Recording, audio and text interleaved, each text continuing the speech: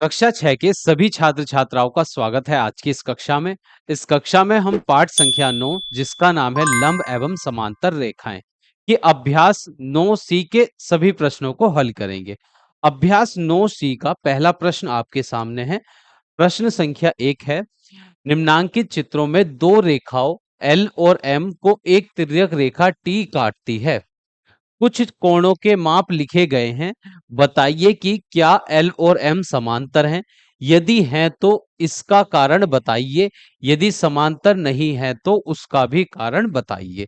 तो प्रश्न संख्या 1 में हमको कुछ चित्र दिए गए हैं और चित्र में दो रेखाएं हैं जिनको एक रेखा दो रेखा एल और एम है जिनको एक तिर्यक रेखा टी काटती है तीनों चित्रों में। अब हमको ये बताना है कि ये दोनों रेखा प्रत्येक चित्र में एल और एम जो रेखा है प्रत्येक चित्र में समांतर है या नहीं। अगर है तो उसका कारण बताना है और नहीं है तब भी उसका कारण बताना है। तो इस प्रश्न को हल करने से पहले हमको एक कॉन्सेप्ट सीखना होगा। चलिए पहले हम वह कॉन्सेप्ट सीखते हैं। देखिए, जब दो रेखाएं समांतर होती हैं, देखिए अगर दो रेखाएं समांतर हों, जैसे हमने एक रेखा यहां पर बनाई ए बी, ये एक ए बी रेखा है और एक दूसरी रेखा है सी डी। ये दो रेखा हमने ली यहां पर, एक ए बी और दूसरी रेखा सी डी। अगर दो समांतर रेखाओं को एक तिर्यक रेखा काटे, अलग अलग बिंदुओं पर प्रतिच्छेद करें, तो जैसे हम ये तिर्यक रेखा मान लेते हैं टी, ये दोनों रेखाएं, ये ए बी वाली रेखा और सी डी वाली दोनों समांतर रेखाएं हैं। अगर दो समांतर रेखाएं होती हैं तब तिर्यक रेखा द्वारा समांतर रेखाओं पर जो संगत कोणों के युग्म बनते हैं उनके मान सदैव बराबर होते हैं। और एकांतर, देखिए जो संगत कोण बनेंगे जब दो समांतर रेखाओं को एक तिर्यक रेखा काटती है तो उसके द्वारा जो संगत कोणों के जोड़े बनते हैं, जैसे यहां पर ये रेखा, ये तिर्यक रेखा इन दो समांतर रेखाओं को काट रही है, तो यहां पर 8 कोण बनेंगे। एक, ये दूसरा कोण, ये तीसरा और ये चौथा कोण, पांचवा, छठा, सातवां और ये आठवां। तो एक जब समांतर रेखाओं को एक तिर्यक रेखा काटेगी अलग अलग बिंदुओं पर, तो ये 8 कोण बनेंगे और इन 8 कोणों में जो संगत कोण के युग्म होंगे वे सदैव बराबर होते हैं। जैसे यहां पर हम लिख देंगे, यदि ए बी रेखा जो है वह समांतर है सी डी के, तब अगर दो रेखा समांतर होती हैं तब तिर्यक रेखा द्वारा बने संगत कोणों के युग्म बराबर होते हैं। तब कोण एक, देखिए तब संगत संगत कोण बराबर होते हैं, बराबर होते हैं। जैसे यहां पर संगत कोण कौन से होंगे? देखिए संगत कोण उन दो कोणों को कहा जाता है जो अलग अलग शीर्ष पर बनते हैं। एक अंतः क्षेत्र में बनता है, एक बाह्य क्षेत्र में बनता है और दोनों तिर्यक रेखा के एक ही ओर होने चाहिए। जैसे यहां पर ये कोण एक है, ये इस शीर्ष पर बना हुआ है। कोण 5 इस वाले शीर्ष पर बना हुआ है। दोनों तिर्यक रेखा के एक ही ओर है। कोण एक बाह्य क्षेत्र में है, कोण 5 जो है वो अंतः क्षेत्र में है। तो कोण एक बराबर होगा कोण 5 के। और दूसरा अंतः कोण देखिए यहाँ, ये अंतः कोण हो जाएगा 4 और 8 हो जाएगा बाह्य कोण। तो कोण आर 4 जो होगा कोण 8 के बराबर होगा क्योंकि ये दोनों संगत कोण है। इसी प्रकार कोण 2 जो होगा कोण 6 के बराबर होगा। कोण 2 बराबर होगा कोण 6 के। और कोण 3 बराबर होगा कोण 7 के। कोण 3 बराबर होगा कोण 7 के, क्योंकि ये संगत कोण है। जब समांतर रेखाओं को एक तिर्यक रेखा प्रतिच्छेद करती है तब संगत कोणों के जो युग्म बनते हैं वह सदैव बराबर होते हैं। ये बात आपको याद रखनी है। ठीक है। दूसरा दूसरा पॉइंट है एकांतर अंतःकोण। एकांतर अंतःकोण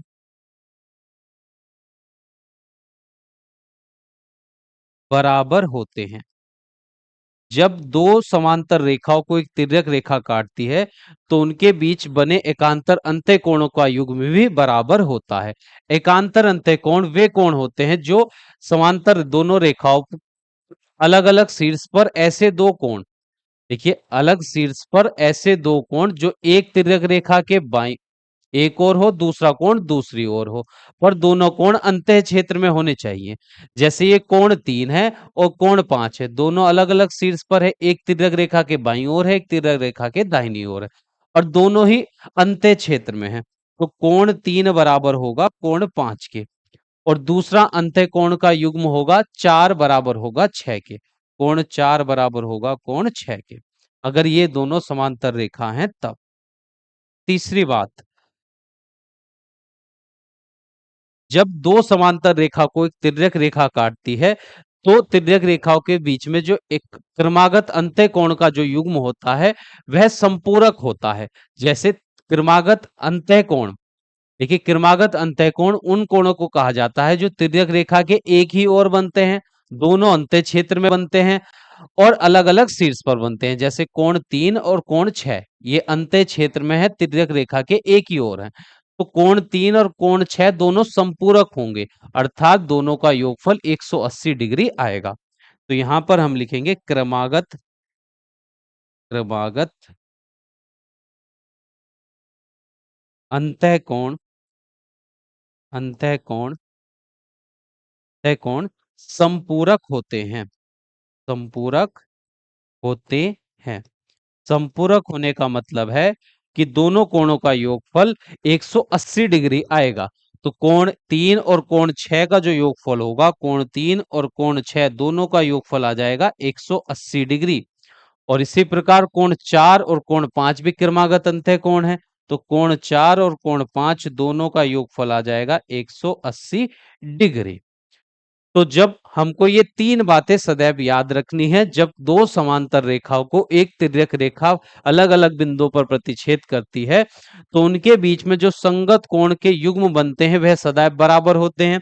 क्रमागत अंतः कोण के युग्म भी बराबर होते हैं और क्रमागत अंतः कोण संपूरक होते हैं, अर्थात उनका योगफल 180 डिग्री आता है। अब इसका विपरीत भी सत्य है।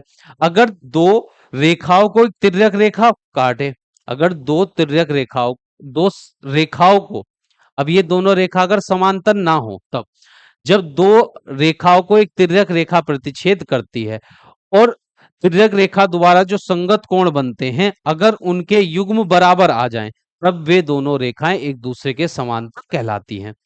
यदि एक आंतर अंत्य कोणों का युग्म बराबर आ जाए, तब वे दोनों रेखा समांतर कहलाएंगी, या क्रमागत अंत्य कोणों का योगफल 180 डिग्री आ जाएगा, तब वह दोनों रेखा भी समांतर कहलाएंगी। तो आपको दोनों ही तरीके से इनको याद रखना है। अगर ए बी और सी डी दो समांतर रेखा पहले से बता दी जाए, अगर हमारे पास दो समांतर रेखा हैं और उनको एक तिर्यक रेखा अलग अलग बिंदुओं पर प्रतिच्छेद करती है, तो उनके बीच जो क्रमागत अंतः कोण बनते हैं उनका युग्म बराबर होगा, संगत कोण बराबर होते हैं और क्रमागत अंत्य कोणों का योगफल 180 डिग्री होता है।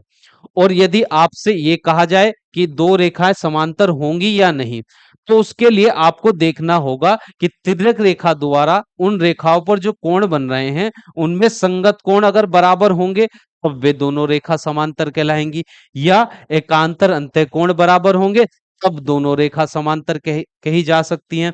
और क्रमागत अंत्य कोणों का योगफल अगर 180 डिग्री आ गया, तब दोनों रेखा एक दूसरे के समांतर कहलाएंगी।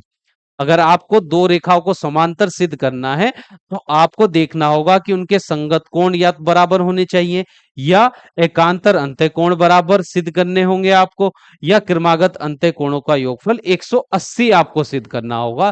तब आप उन दोनों रेखाओं को बता पाएंगे कि वे दोनों रेखा समांतर हैं या नहीं। अगर दो रेखा पहले से ही आपको समांतर बता दी जाए और तिर्यक रेखा उनको प्रतिच्छेद करे, तो ये तीन बातें आपको याद रखनी है कि संगत कोण बराबर होंगे, एकांतर अंत्य कोण बराबर होंगे, क्रमागत अंत्य कोणों का योगफल 180 डिग्री होगा। अब हम अभ्यास 9 सी के सभी प्रश्नों को हल करेंगे। प्रश्न संख्या 1 में कहा गया था कि यहाँ पर तीन चित्र दिए गए हैं, तीनों चित्र में एल और एम दो रेखा हैं, टी एक तिर्यक रेखा है। अब हमको ये बताना है कि ये तीनों चित्र में एल और एम जो रेखा है वह समांतर हैं या नहीं। अब अभी हमने सीखा था दो रेखा समांतर तभी हो सकती है जब तिर्यक रेखा द्वारा जो क्रमागत अंत्य कोण बनेंगे वो बराबर होने, क्रमागत अंत्य कोणों का योगफल 180 आना चाहिए। या संगत कोणों का युग्म बराबर होना चाहिए, या क्रमागत अंतःकोण का युग्म बराबर होना चाहिए। यहाँ पर दो रेखाएं, एक एल है और दूसरी रेखा एल है। तिर्यक रेखा टी इनको विभाजित कर रही है। तो देखिए यहाँ पर जो कोण बना है ये 50 डिग्री का कोण है। अगर इसके संगत हम कोण देखें तो ये वाला कोण होगा 50 के बराबर, 50 आ जाएगा तो दोनों रेखा ये समांतर हो जाएंगी। परंतु ये वाला कोण हमको दिया गया है, ये कोण है 120 डिग्री का। जब ये एक रेखा है तो रेखा पर पूरा कोण 180 डिग्री का बनता है। तो जब आगे का कोण ये 120 है तो इधर को कितना होगा, ये पूरा कोण 180 होगा। 180 जब यहां तक 120 है तो आगे को कितना होगा, 60 डिग्री। 60 और 120 तभी तो हो जाएगा 180 डिग्री। तो जब हम ये कोण ज्ञात करेंगे तो 180 में से हम 120 घटा देंगे तो हमको मिलेगा 60 डिग्री। तो ये कोण आ गया 60 डिग्री और ये वाला कोण है 50 डिग्री। अब देखिए दो रेखाओं को एक तिर्यक रेखा प्रतिच्छेद कर रही है, तो हमने एक तिर्यक रेखा के एक ही ओर का ये बाह्य कोण लिया, ये अंतः कोण, तो दोनों कोण संगत कोण होंगे। अब यहाँ पर दो रेखाओं पर जब एक तिर्यक रेखा इन दोनों रेखाओं को प्रतिच्छेद कर रही है, जो संगत कोण बन रहे हैं उनका योग, वे दोनों कोण एक दूसरे के बराबर नहीं है। तो यहाँ पर 50 डिग्री का कोण है, ये 60 डिग्री का कोण है। तो इन दोनों रेखाओं पर जो संगत कोण बन रहे हैं वे बराबर नहीं है, इसलिए ये दोनों रेखा समांतर नहीं है। तो यहां पर लिखेंगे चूंकि संगत कोण बराबर नहीं है, संगत कोण बराबर नहीं है, बराबर नहीं है, इसलिए एल समांतर नहीं है। एल, रेखा एल ऐसे लिखते हैं, रेखा एल एम के, रेखा एम के समांतर नहीं है। तो ये आपका प्रश्न संख्या 1 का पहला प्रश्न हो गया है कंप्लीट।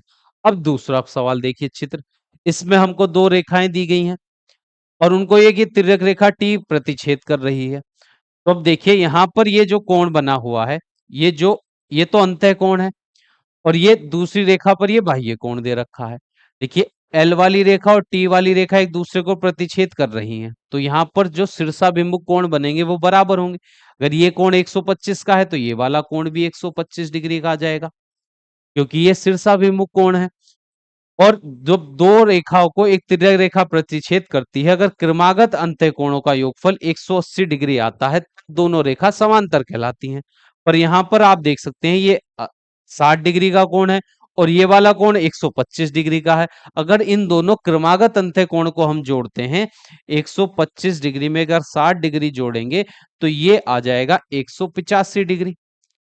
अगर इन दोनों कोणों का योगफल 180 डिग्री होता तब ये क्रमागत अंतःकोण, अगर क्रमागत अंतःकोणों का योगफल 180 डिग्री होता है तब वे दोनों रेखाएं समांतर कहलाती हैं जिनके बीच में ये बने हुए हैं दोनों कोण। पर यहाँ पर दोनों कोणों का योगफल 185 डिग्री है, ना कि 180 डिग्री। तो इन दो रेखाओं के बीच में जो क्रमागत अंतःकोणों का योगफल यहाँ पर 180 नहीं बना है, इसलिए ये दोनों रेखा यहाँ पर समांतर नहीं है। तो यहाँ लिखेंगे हम, चूंकि क्रमागत कोण संपूरक नहीं है, क्रमागत कोण, क्रमागत अंतःकोण, अंतः कोण संपूरक नहीं है, संपूरक नहीं है, अर्थात इनका योगफल 180 डिग्री नहीं है, इसलिए एल और एम समांतर नहीं है। इसलिए लिखेंगे रेखा एल, रेखा एम के समांतर नहीं है, समांतर नहीं है। ये हो गया इसका कारण, ये दोनों रेखा समांतर क्यों नहीं है। अब तीसरा चित्र देखिए, तीसरे चित्र में भी दो रेखाएं, एक एल और एक एम, उनको एक तिर्यक रेखा टी प्रतिच्छेद कर रही है। तो अब हमको देखना है ये दोनों रेखा समांतर होंगी या नहीं। तो इनके बीच में या तो क्रमागत अंतःकोणों का योगफल 180 होना चाहिए, या संगत कोण बराबर आने चाहिए, या क्रमागत अंतःकोण बराबर आने चाहिए। एकांतर अंतःकोण बराबर होंगे तब ये दोनों रेखा समान एक दूसरे के समांतर कहलाएंगी। अब देखिए टी एक रेखा है, अगर ये पूरा कोण हम देखें तो 180 डिग्री का होगा। ऊपर का कोण ये हमको दिया गया है 35 डिग्री का। अगर ये कोण हम ज्ञात करें तो 180 में से 35 डिग्री अगर हम घटा देंगे तो हमको मिल जाएगा 145 डिग्री का कोण। तो ये अंदर का कोण आ गया है 145 डिग्री का। अब रेखा एल और एम के बीच में ये जो दो किरमा एकांतर अंतः कोण बन रहे हैं, ये दोनों एक दूसरे के बराबर नहीं है, इसलिए ये दोनों रेखा एक दूसरे के समांतर नहीं होंगी। एकांतर अंतः कोण एक दूसरे के बराबर नहीं है, इसलिए ये दोनों रेखा यहां पर समांतर नहीं है। तो लिखेंगे चूंकि एकांतर अंतः कोण बराबर नहीं है, बराबर नहीं है, इसलिए रेखा एल रेखा एम के समांतर नहीं है, समांतर नहीं है। तो प्रश्न संख्या 1 हमारी कंप्लीट हो चुकी है, जिसमें हमको 3 चित्र दिए गए थे और ये देखकर बताना था कि इन चित्रों में दी गई रेखा एल एम के समांतर है या नहीं, और फिर उसका कारण भी बताना था। अब प्रश्न संख्या 2 देखिए। प्रश्न संख्या 2 में कहा गया है चित्र में ए बी समांतर है सी डी के। इस चित्र में जो रेखा ए बी है ये रेखा सी डी के समांतर है। फिर आगे कहा गया है सी डी समांतर है ई एफ के। ये दूसरी वाली रेखा इस निचली वाली रेखा के समांतर है। और हमको देखना है क्या ए बी समांतर है ई एफ के। ये जो ए बी वाली जो रेखा है सबसे ऊपर वाली रेखा इस तीसरे नंबर वाली रेखा के समांतर है या नहीं, इसका हमको कारण बताना है। यहाँ पर अगर समांतर है तब भी और समांतर नहीं है तब भी इसका कारण बताना है। अब देखिए, जब दो रेखा समांतर होती है तो क्रमागत उनके बीच बनने वाले संगत कोणों का युग्म बराबर रहता है। ये बात हमने जानी थी अभी। तो यहां पर हम लिखेंगे चूंकि ए बी समांतर है सी डी के। जब ये दोनों रेखा एक दूसरे के समांतर हैं तो इनके बीच बनने वाले जो ये संगत कोण होंगे ये बराबर होंगे। कोण एक का मान कोण दो के बराबर होगा। तो लिख देंगे इसलिए कोण एक बराबर होगा कोण दो के, क्योंकि ये दोनों है संगत कोण। दो समांतर रेखाओं के बीच बनने वाले संगत कोण का युग्म सदैव बराबर होता है। अब प्रश्न में आगे हमसे यह भी कहा गया है, देखिए इसको तो समीकरण 1 डाल देते हैं। प्रश्न में आगे हमसे यह भी कहा गया है कि सी डी वाली जो रेखा है वह समांतर है ई एफ के। ये दूसरे नंबर की रेखा इस तीसरे नंबर की रेखा के समांतर है। जब ये दोनों रेखा समांतर है तो इनके बीच बनने वाले संगत कोणों के युग्म भी बराबर होंगे। कोण दो बराबर होगा कोण तीन के। तो लिख देंगे कोण दो बराबर है कोण तीन के। ये दोनों भी संगत कोण है, संगत कोण। इसको डाल देंगे हम समीकरण नंबर 2। अब दोनों समीकरण में देखिए कोण एक बराबर आ गया कोण दो के, कोण दो बराबर है तीन के। तो हम कह सकते हैं जब एक वाला कोण दो के बराबर दो तीन के बराबर तो कोण एक भी तो कोण तीन के बराबर होगा। तो लिखते हैं समीकरण एक व दो से, समीकरण एक व समीकरण दो से हम कह सकते हैं कि कोण एक बराबर होगा कोण तीन के।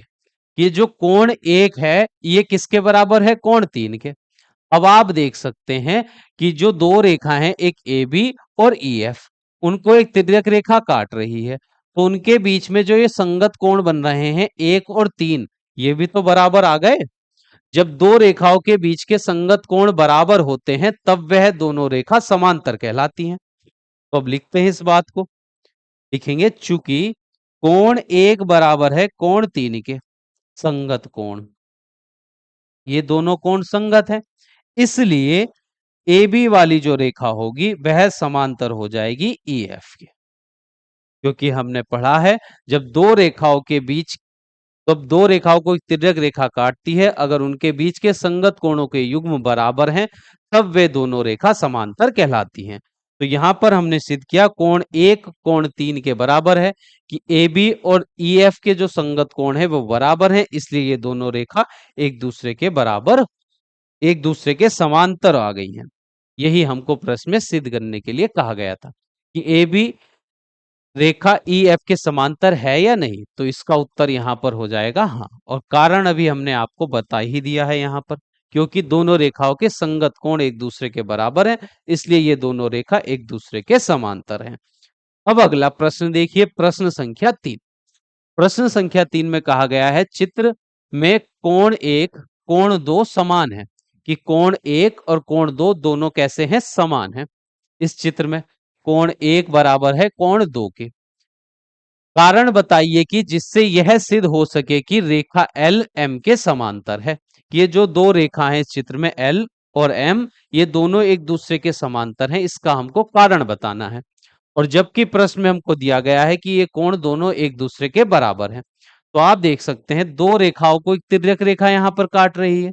तो ये एक बाह्य कोण है, ये एक अंत्य कोण है, दोनों तिर्यक रेखा के एक ही ओर के कोण है और अलग अलग शीर्ष पर हैं, तो ये दोनों कोण संगत कोण होंगे। और प्रश्न में हमको कोण 1 कोण 2 के बराबर दिया गया है, अर्थात दोनों संगत कोण, ये जो दो संगत कोण है ये एक दूसरे के बराबर हैं। तो यहां पर हम लिखेंगे चूंकि प्रश्न में हमको दिया गया है कोण 1 बराबर है कोण 2 के, और ये दोनों कोण कैसे हैं, संगत कोण है।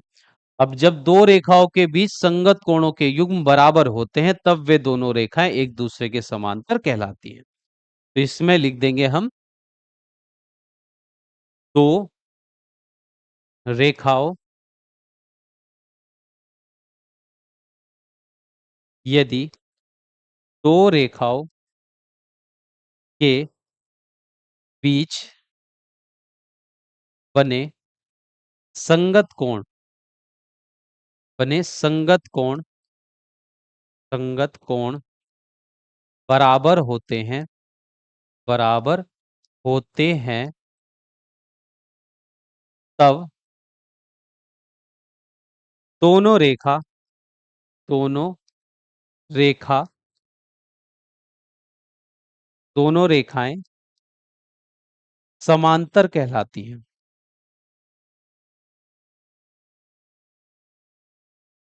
कहलाती हैं। इसलिए रेखा एल जो है रेखा एम के समांतर हो जाएगी, क्योंकि संगत कोणों के युग्म बराबर है, इसलिए ये दोनों रेखा एक दूसरे के समांतर है। तो अभ्यास 9C हमारी हो चुकी है कंप्लीट। नेक्स्ट क्लास में हम दक्षता अभ्यास 9 के सभी प्रश्नों को हल करेंगे।